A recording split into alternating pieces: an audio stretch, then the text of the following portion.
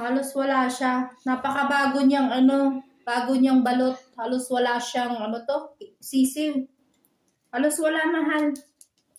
Durog yung sisiw niya kasi What? ayun ayun yung baby niya ayun wait lang. Usa to. Wait lang. Labas ko daw. Ito Ilagay ko na sa... reta. Hindi na. Isi-save daw niya. Wala na, anak. Patay na yan. Sobrang liit.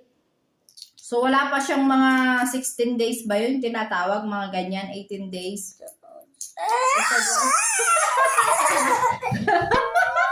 Natakot siya. Lakad doon. Magugas ng kamay doon. Magsabon ka. Lakad doon. Magugas ka ng kamay kasi medyo malansa ito. Takot siya doon sa may sisiw.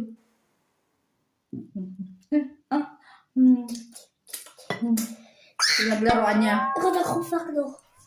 Wag mong paglaruan. Indudos. Sige na, maghugas na ng kamay.